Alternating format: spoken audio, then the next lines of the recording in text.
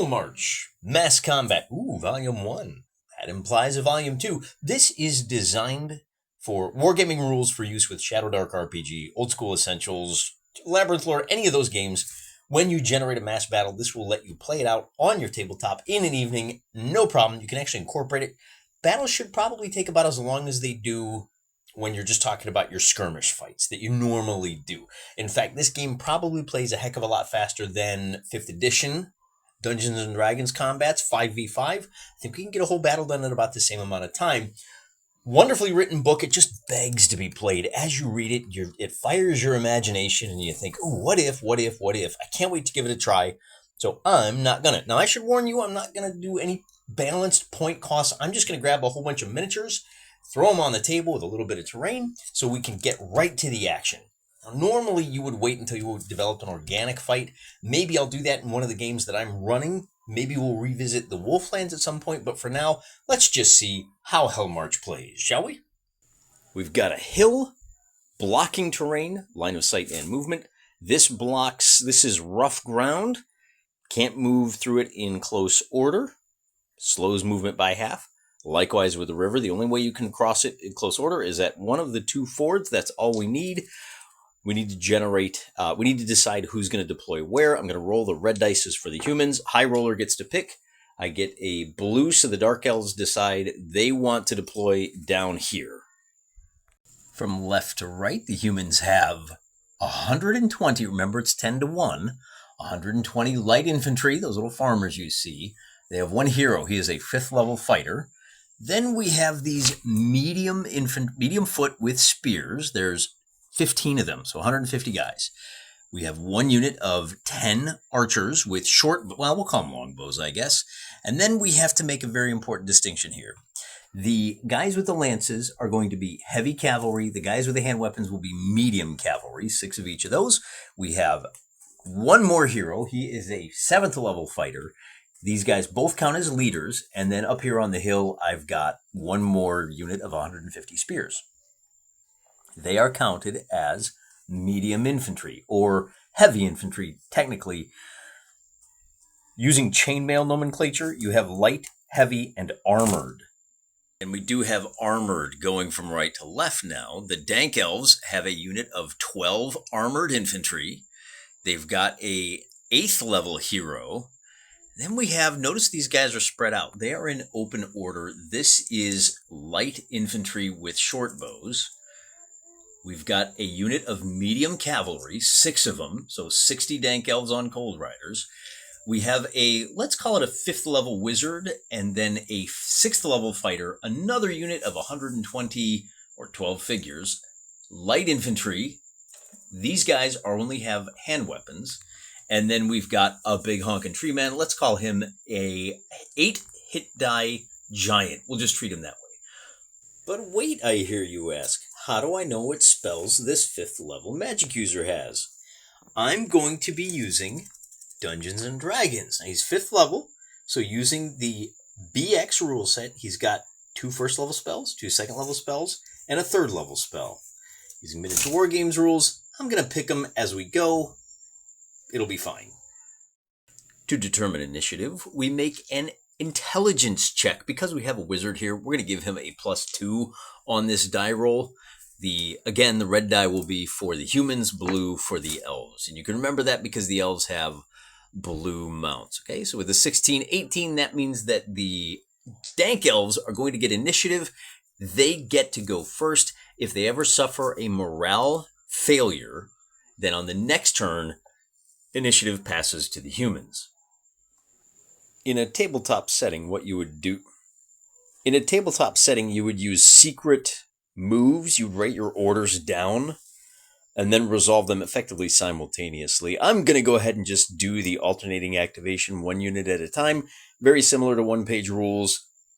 A little bit of an adjustment from Hellmarch, but that way we can keep the game moving so we can get to the combat. I can show you how easy the combat works with Hellmarch. As you can see, everybody moved up. It's a little crowded over here on the left flank of the humans. They're going to need some time to sort themselves out. Now, everybody moves 4.5 inches, at least all of the light and medium troops. The heavy troops only move 3. It's going to take them a while to get up into position, and that's going to allow the Dank Elves to move their archers up into this area. Now, they're going to stay at the edge of the woods, which we can just use edge of the woods. They're going to stop here. It's not woods, so they can stop in the rough ground. They're going to be protected against cavalry charges, and they're just going to be able to rain arrows down on these horsey boys. Everybody's trying to stay back so that they can get the charge, but we'll have to see what happens here. At this point in the game, the elves have moved. These guys continue to trundle towards their opponents over there. You move, even in open order, you move at half speed through rough ground. The medium horse have not moved yet, and the light troops over here haven't moved either. We're going to allow Mr. Treeman to throw himself into these spears. For their part, the Imperial forces have moved the peasants out of the way. They turn 90 degrees. That costs half their movement. They move 2 inches that way. That allows the spears to come up and block that ford. Here's where we're at.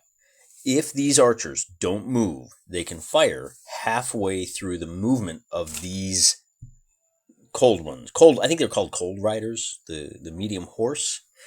But we're going to have to move them up because they only have a range of 10.5 inches. So we're going to bring them right up to the ford. And of course, they're kind of going to be... I'm not sure about line of sight. It's 45 degrees. We'll use the standard fire arcs. And I think... Now, I do know that the first 2 rows can fire. So this guy's actually standing right on the ford there. Might be a problem later. We'll see. And hopefully that brings them up into enough range that they can attack. Now, everybody moves. All of the troops move. Then the characters move and they do their thing. So at this point, I got to figure out, am I going to charge with my heavy horse?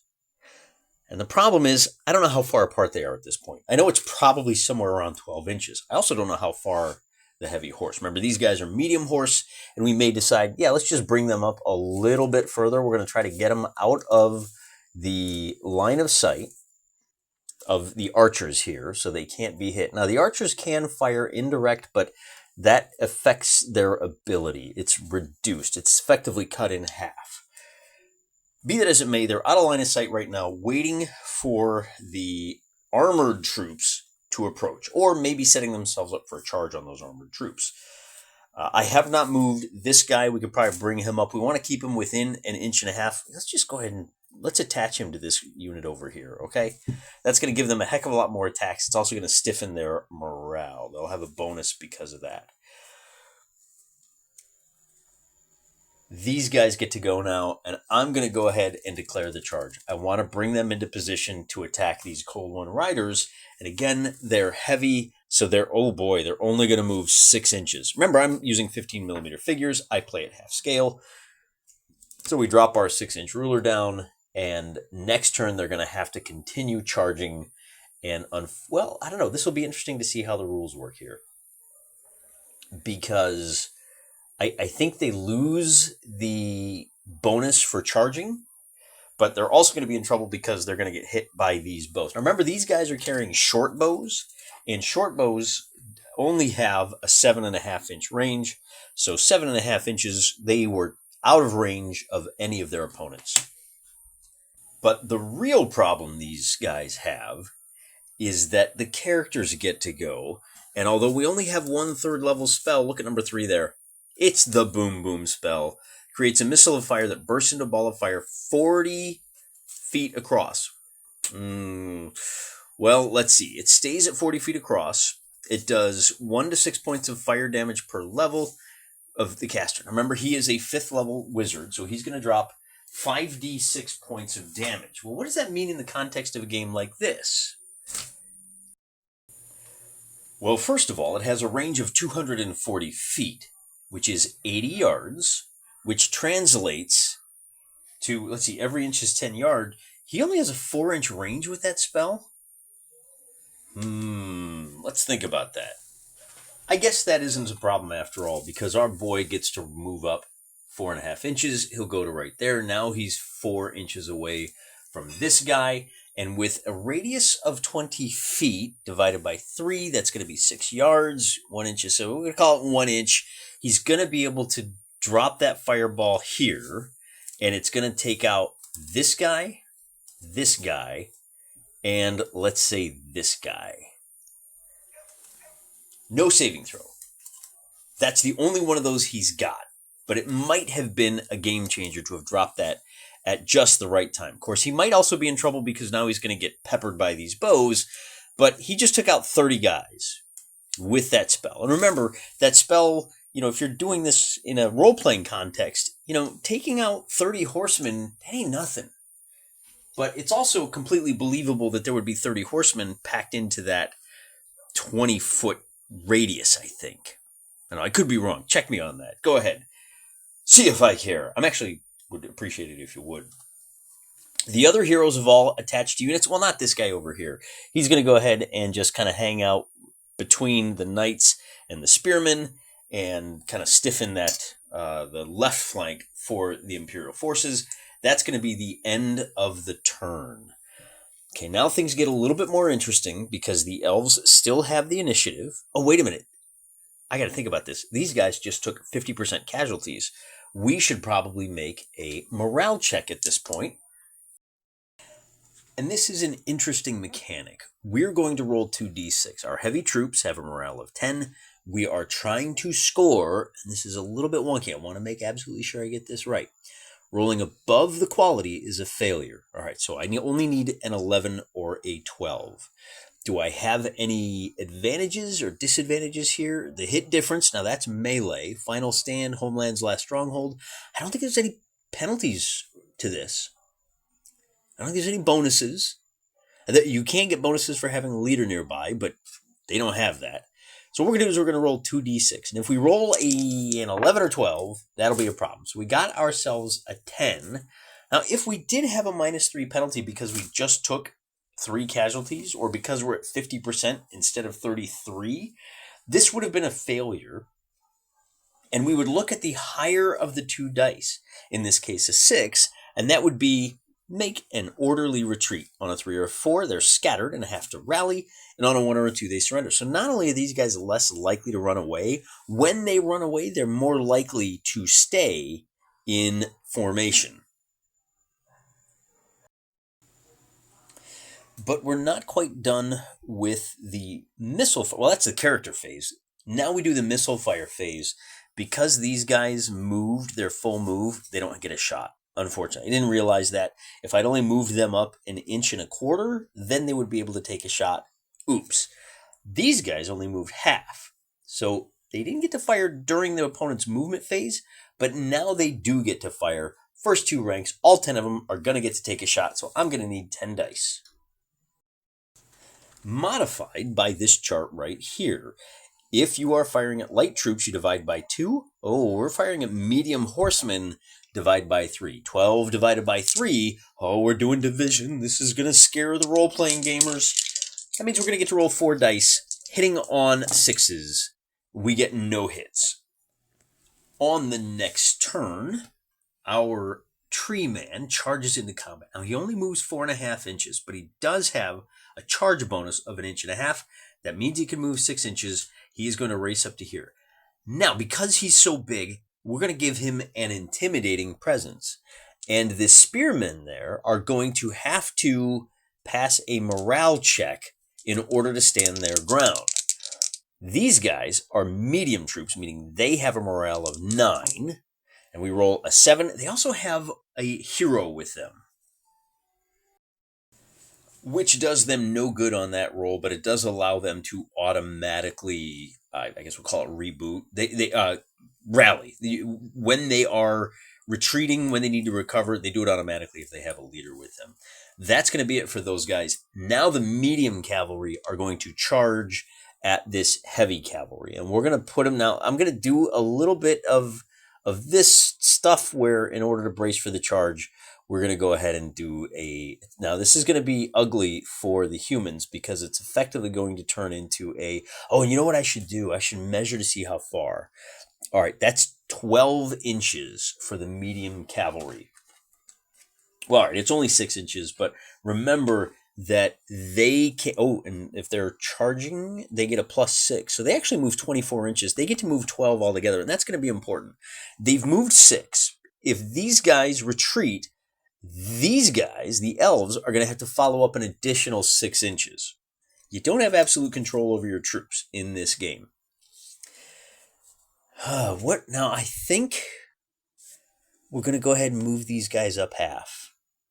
They only have a 7.5-inch range, so this could be a bit of a problem. They may need to come out of this rough ground. In fact, I'm going to put 2 of these guys, and we'll just use the standard wargame rules that, if more than half are inside the terrain feature, we'll give them the benefit of the doubt there. I think I'm also going to move these guys. I'm tempted to move these guys. Now, these are light troops, so they move a total of 9 inches. Oh, all light troops move 9. Okay, light and heavy. Kind of tempted to bring them around here. In fact, let's do that. I'm going to bring them around here. Because they're in open order, I don't think they have to worry about all of the usual... They're moving as individuals, so you don't have to worry about all of the usual change of facing and all of that. Now, they are going to be in a little bit of trouble. If this guy decides breaks, he may run back and cause a cascading failure. But this way, we can get him around to take on the peasants. For their part, the peasants will go ahead and swing around this way. We'll wheel them, and they're going to wind up lining up right on the edge of the banks. And what that's going to do is it's going to put the light troops at a disadvantage when they fight these peasants. Now, they are untrained, so they're automatically at a disadvantage. It's all going to cancel out in the end. Then over on this side, the armored troops are going to go ahead and move up 3 more inches. They do have a hero with him, so he's going to give them some extra attacks, and we're going to stop right there, knowing full well that we're about to get charged by these medium cavalry. And of course, that is true. They're going to move, let's call it 8 inches to get into contact. And I think we want to change formation. We're going to broaden the formation to 4 across the front, like that. And then we're going to bring this guy over here so that he's within 3 inches, or 1.5 inches on our table, and they will automatically rally if they break their morale. Depending on how this fight goes, we may bring the spearmen down off the hill to finish off these armored fighters, but it'll be interesting to see how that works. I think that's it for movement on both sides of the table. So now your characters act. And if you were using this as part of a role-playing game, your characters would be acting. I'm inclined to maybe bring this guy over and we'll do like a challenge, and you could do a character on character. I'm not going to do that in this case. This character, for some reason, is just standing around to see what happens with all these. Well, he's not stupid. He doesn't want to get run over by his own guys. So why don't we go ahead and the characters act, and then we do ranged attack, which we don't have any, because these guys, you can't fire into melee. Our wizard used his... Oh, shoot, you know what? Now that I think about it, this wizard is going to have to eat 6 shots.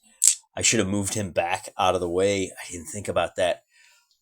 All right. Well, and, he's really spent his full offensive power. So remember, he is a 5th level wizard. That really means he has about 2 or 3 hits. I wouldn't give him the same number of hits as everybody else. Actually, because he's a character, here's how this works. He just took 10 arrows. So because 10 arrows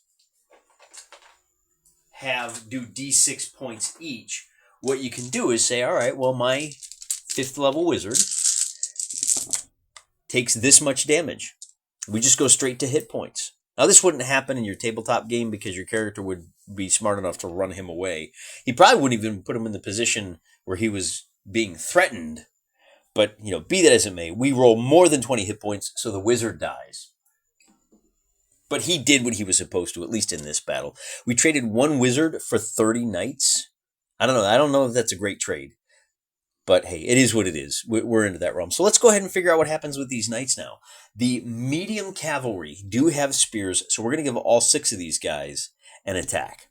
And because they're charging, they've got what's called an impetus bonus, which gives them an extra roll, meaning instead of rolling 6 dice, we're going to roll 12 dice. Remember, they're hitting on 6s, so let's find out what happens here. and then we'll roll. Now, melee is simultaneous. So we roll looking for sixes.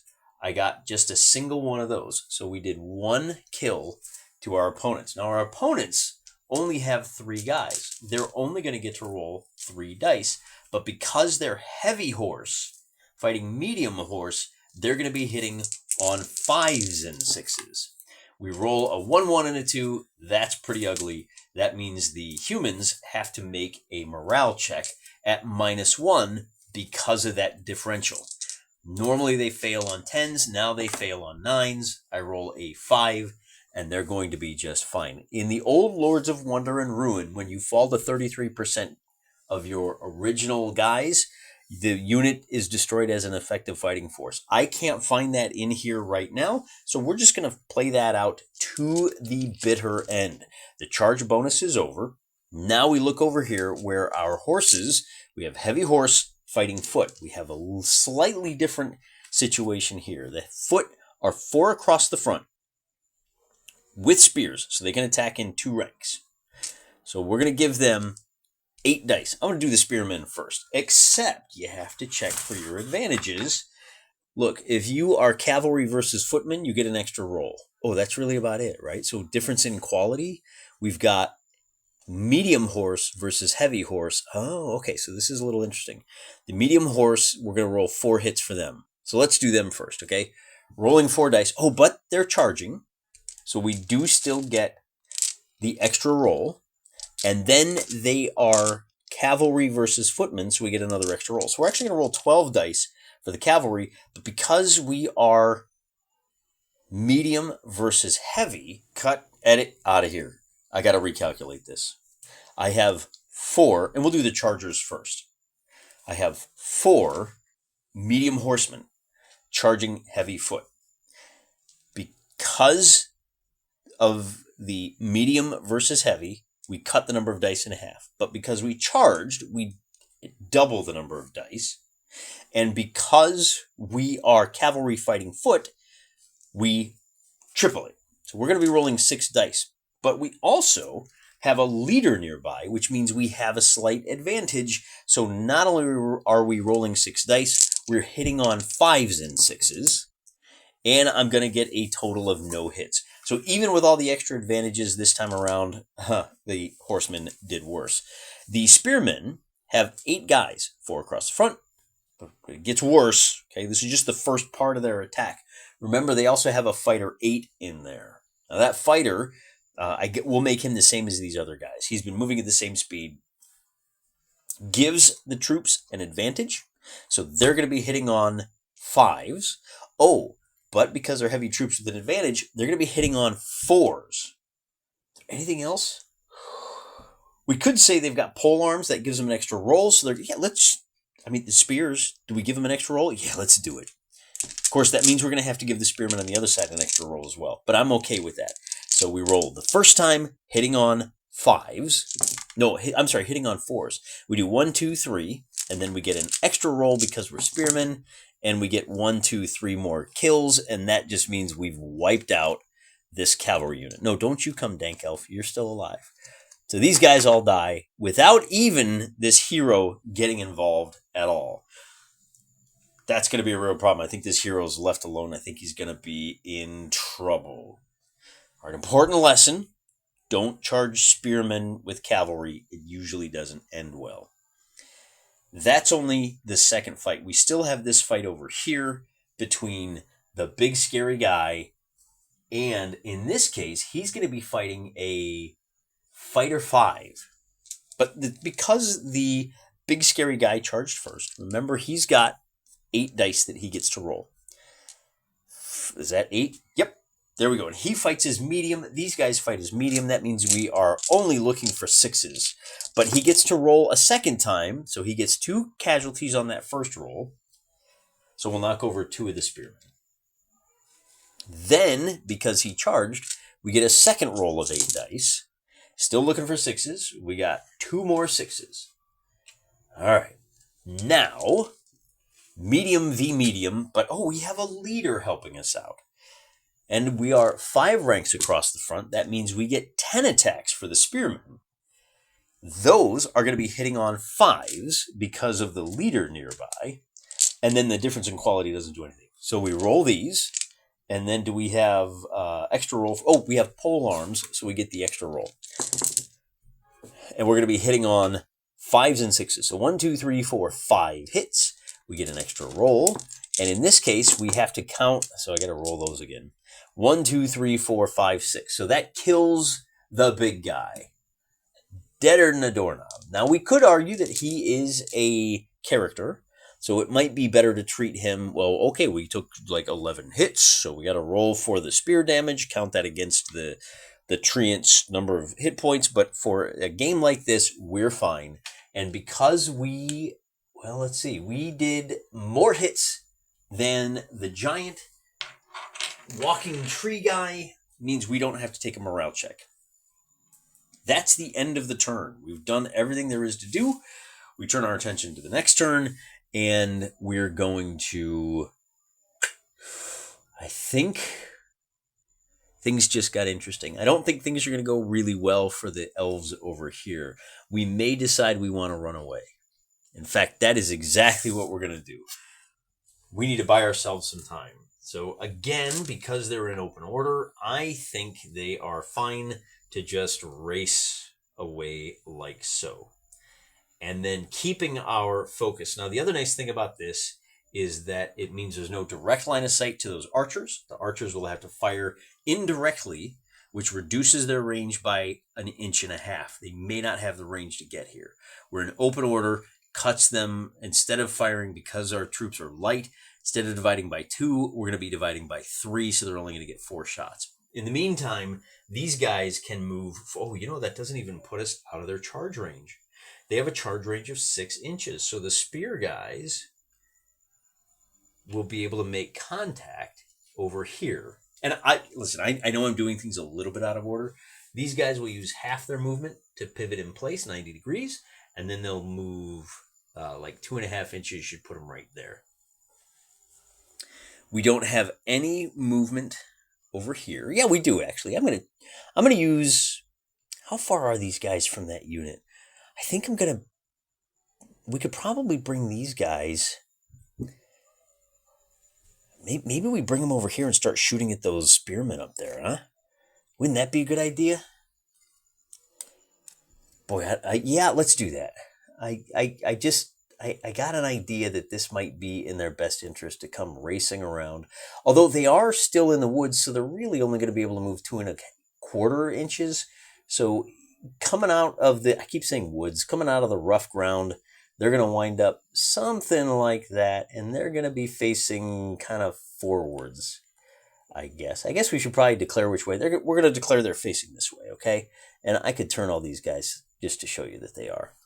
Then we're going to go ahead and charge this hero like so.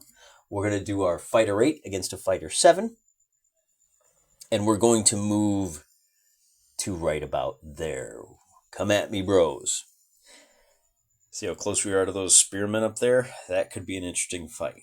Now we do missile fire. And these guys don't have any targets. These guys don't have any targets.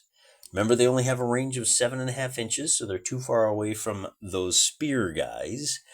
That means with no missile fire on board, we can do this fight over here. I still have 10 guys in the front 2 rows for 10 dice that I can roll. Plus, they have a leader. They're hitting on 5s. Plus, they charge. They get the reroll. Plus, they have spears. They get an additional reroll. I'm rolling 30 dice against these 12 guys. Man, that's a little bit crazy. And we're hitting on 4s because we have the advantage of medium versus light. 1, 2, 3, 4, 5. 1, 2, 3, 4, 5. That's only our first roll. If we can roll that well again, I mean, on average, we're going to do 15 hits. But still, you got to roll because you never know. 1, 2, 3, 4, 5, 6. That leaves just one guy. And then we get that third roll. Again, hitting on 4. Wow. So we have the leader. Yeah, that boy. Don't get caught in the open. Actually, come to think of it, we may be hitting on 3s because these guys were in open order. We are going to absolutely wipe out that unit, but not before. That unit, and so here's the thing. If you don't want to roll 30 dice, you don't have to. Because these 12 guys, when they counterattack, and they have a chance of doing some casualties here, they're going to be rolling a total of 12 dice themselves. You can cut it in half. Why don't you just roll 6 and 15? Why don't you roll 3? Actually, let's see, 6 and 15. Why don't you roll 4 and 12, right? You could do that to make it a little easier. As it is, I've got the dice right here. Because they're in open order, they're at disadvantage. They're actually only going to roll 6 dice. I feel like doing it both ways is a problem. You either get advantage for the open order versus closed order. Let's take a look at those rules real quick. Yeah, I think I did that wrong. You don't get advantage for the closed order versus open order. However, I do still have 5 more attacks from this fighter. So even if you cut those number of dice in half, I'm still going to get another 1, 2, 3 hits out of this 5th level guy. They're still wiped out. But what I'm going to do to kind of compensate for that, since I already applied the advantage, I'm going to give them the full 12. Normally, because you're in open order, you're at disadvantage. Instead of rolling 12 dice, because you're already hitting on 6s, instead of rolling 12 dice, we would roll 6 dice. I'm still not going to, like I said, because I already factored that in on the attack roll, I'm going to go ahead and roll. And I'm going, oh boy, what? I think that was 1 or 2 hits that I got. Remember that, and that would be important, because if I get 1 hit, that's our 33% casualties. Is it 33%? I'm getting this confoozled with Old Lords of Wonder and Ruin, because it's very close. But the wonderful thing about these games is they're very robust. As long as you are fair on both sides, these little tiny mistakes don't really matter. At least that's how I cope to sleep at night. Yeah, so see, casualties at 33%. So let's call it 33%. Let's force the morale check. And we are going to roll a 3, which means we're okay. So it doesn't really matter. Then we can do this melee right here. Now, because we're standing still, a lot of the advantages are gone. Our medium cavalry are going to get 6 dice, but we cut that in half because of the difference in troop quality. No, we don't. Again, I'm confusing one side for the other. Instead of cutting these in half, these guys have an advantage, so they're hitting on 5s. We'll roll for the Dank Elves first. They're going to hit on 0 of these. Now we roll for these 2 guys hitting on 5s. We get no hits, so that could be a problem for them. But then we have 1 more combat, and that's our heroes over here. And I've got a fighter, so we're going to have to track casualties now. I've got a fighter 8. So I grab 8 dice, and I hit on 6s, and we're only going to do 1. I will use a D6. So he does 1 casualty there. The fighter 7 says, "Have at thee." He is also going to be hitting on 6s. And he gets 2 hits. So that's 2 wounds. I'll use the yellow die for... Actually, I'm going to use the yellow die for the guy in the yellow cloak. And then I will use the white die for there. And so that fighter,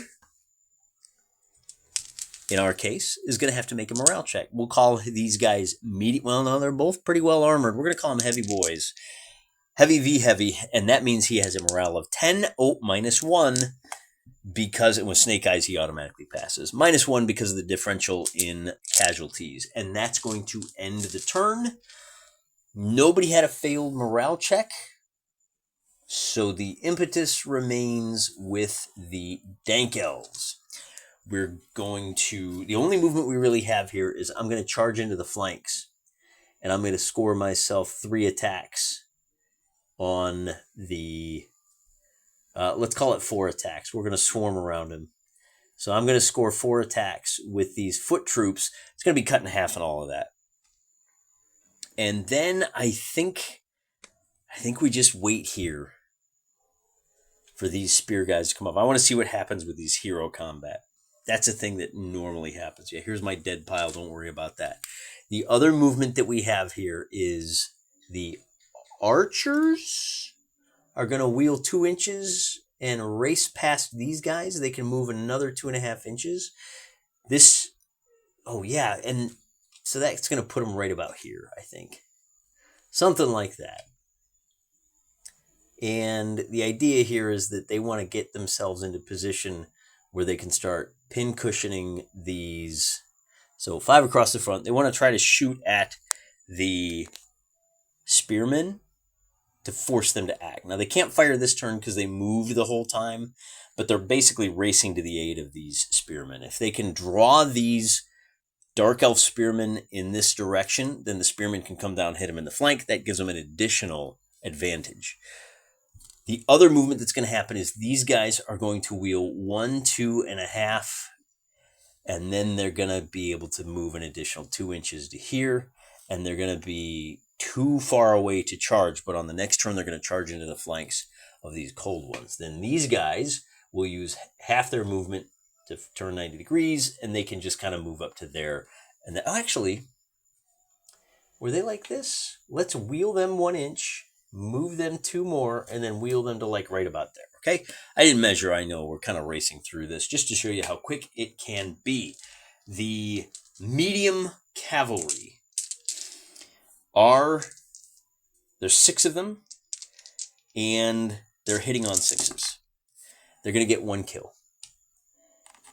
Remember, that guy still gets to counterattack. Now I have 4 infantry attacking, but because of the differential in troop quality, they're only going to get 2 dice. Oh, wait a minute, let's think about this. Because they hit those horsemen in the flanks, things get a little bit more complicated. Normal advantage, this guy. Difference in quality. Disadvantages, oh no, you do have different, it does, look at that. Disadvantage, difference in quality. Advantage, difference in quality. In other words, these 6 guys, they have 6 dice. They should only be rolling 3 hit dice because they're at a disadvantage. Likewise, these guys should only be rolling 2 dice because they have the disadvantage. But because they're hitting them in the flanks, what does that do? Does that give you extra rolls? If you're flanking, now we add the 2 dice back in because it cancels out. So they have 1 disadvantage, 1 advantage, and that means that we're right back to the top. And so with that 6, that will wipe out, that will eliminate this last guy. However, he does still, those 2 do get to attack, and the 2 are attacking this unit here, and because of the differential, they're going to be hitting on 5s. So they get a 5 and a 6. They're going to eliminate 1 cold one, and that's going to be it. Now, nobody was charging, so nobody does anything, and I think these bowmen are just about to find out why they should have stayed on the right side of the river. The next, oh, yeah, these guys didn't move. Okay, the next battle we fight is these heroes. The fighter 8 is going to roll 1, 2, 3 successful hits on his opponent. So we have to remember that. He's got 3 hits. Take 1 away because the fighter 7 is going to roll and get, we'll call that 1 hit. So 3 to 1, that 2 becomes a 3. So the guy in the red cloak still has 5 hit points left. 5 hit dice, hit points, same deal. But he does force a morale check on that guy. And he rolls an 11 minus 2. That's a 9. Oh, but it's actually, I guess I should say you add 2 to this die roll. So he's going to fall back. Boop, 1 move. He's going to fall back 4.5 inches. And that's probably pretty good for him, except that it means on the next turn, these guys are going to be able to just open fire. Well, things are going to get really interesting here, aren't they? Because we've got all kinds of convoluted situations going on. They failed a morale check. The Dank Elves still get to go. Unfortunately, we're kind of pinned in position here. Now, we will charge for this combat.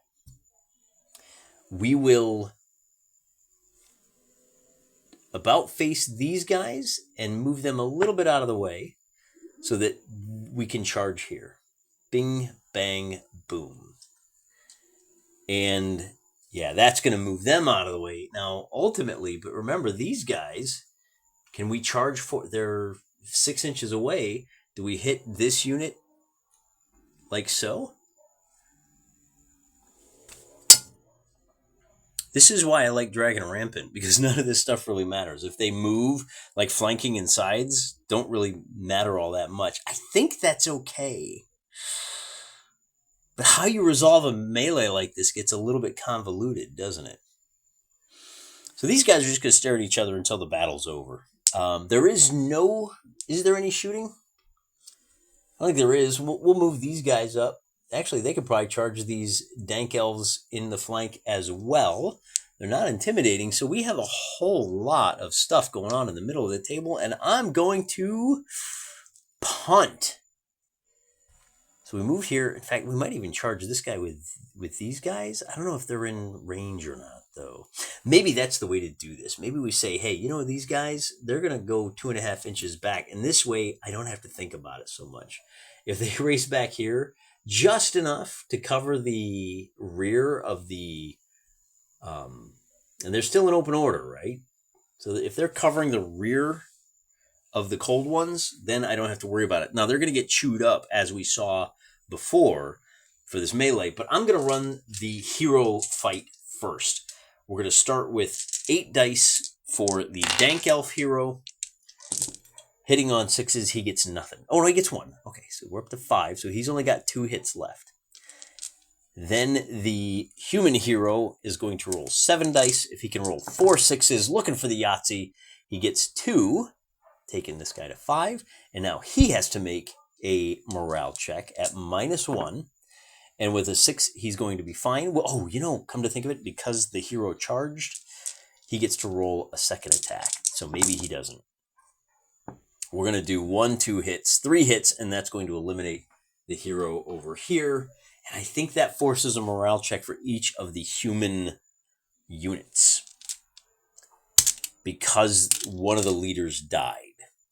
And that's where these games really wrap up quicker than you realize.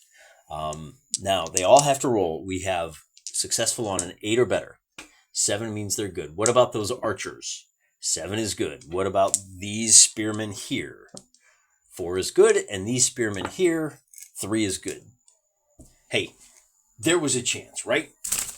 Okay, so where does that leave us? Well, we do have a rather complicated combat here, because these archers are getting charged by 5 medium horse. Because they're getting hit in the flank, the medium horse are hitting on 5s.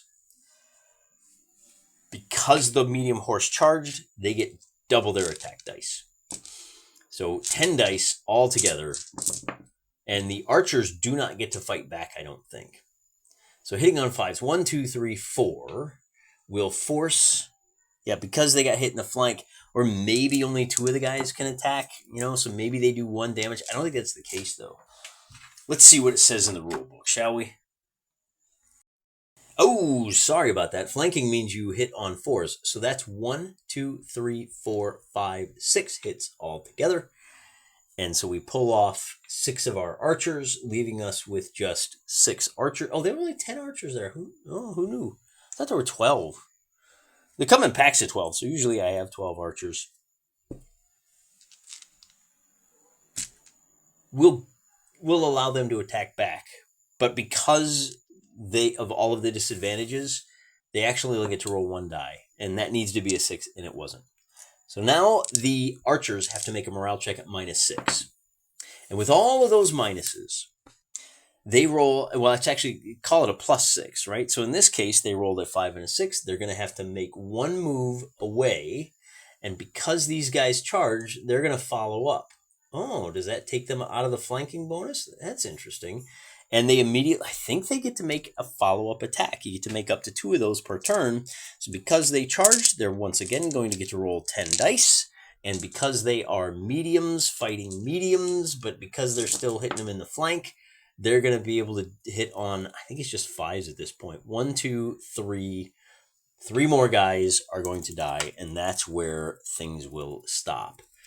Do the peasants get to attack? I guess so, but remember the peasants, there are 15 of them. They are at a disadvantage. Well, they only get the front rank because they don't have spears. So only 5 dice. Then they are at a disadvantage because they're worse, so we cut it in half. So we take 2 away, and then we cut it in half again. We take away another 2 because they are untrained peasants. Right? So those are the 2 disadvantages. So instead of hitting on 6s, that whole unit only gets 1 shot at hurting the Dank Elves. That's why they're so terrible. And I just discovered something important here. Now, I do have one more fight I got to do here, and I'll explain what it is. It's actually, spoiler alert, it's turn numbers. Highly recommend that you say, look, we're only going to play 5, 6, 7, 8 turns, because otherwise it's a fight to the death, and it just kind of starts to be turned into a bit of a slog. Nobody likes that. Now, I do have to do this fight over here, where light troops have charged spearmen. I do know that the spearmen are going to be rolling 10 dice, because they are in 2 ranks, and there's 10 of them. And they are going to be hitting on 5s, because they're medium troops being charged by light troops. So let's see how many hits we get. Not a bad roll. 1, 2, actually it is kind of a terrible roll. So 2 of these elves are going to die. But we also have this fighter 5, who's going to make 5 attacks of his own. And he is also medium, so he's hitting on 5s. And he kind of steps up to the plate and says, yeah, 1, 2, 3. Y'all are done. Okay. Oh, does he roll double because he charged? Yeah, sure, let's give it to him. 1 more hit. That's going to knock out 6. But because the light troops charged, there were 12 of them. And they're going to get to roll twice. And they're going to be, well, okay, so we charged. You're going to get to roll 2 times, except that because they're at a disadvantage, we have to cut the number in half. So they're only going to get 6 attacks. They're only going to be hitting on 6s. And they managed to score 1 of them, but that does mean with the 5-to-1 advantage, they've got a +4 to this morale check. They're going to fail it miserably, but, well, not miserably, right? Because they still got the 6, which means they're only going to fall back in good order. Ba-doop, ba-doop, ba-doop. And what that's going to do on the next turn is let them fire when these spearmen charge. They're going to get to fire during half of the movement. And because there's 6 of them, they're going to get to roll 3 dice. Firing at a medium troops, remember we divide by 3? Oh, so they're only going to get to roll twice. But they roll snake eyes, and that reduces these guys' number by an additional 2. And again, this is why I think you really need that 33% means the unit breaks. I think you might want to import that from Chainmail / Old Lords of Wonder and Ruin, because otherwise you're just standing there with like 2 or 3 guys wailing on each other. I did not, so that's the charge. I did not roll for the spear guys, I don't think. Oh no, yeah, so now the spear guys actually make contact. I don't know what's going on over here. We've got the peasants are also going to roll 1 die, whatever. The archers over here regroup. They're going to get 3 dice. They'll do 1 casualty to the medium horse. But because we have 5 medium horse charging those guys, we get 10 dice hitting on 5s. And they're going to get 1, 2, 3, 4, 5, 6, 7 hits. And that's going to wipe out these archers. So the archers are no more.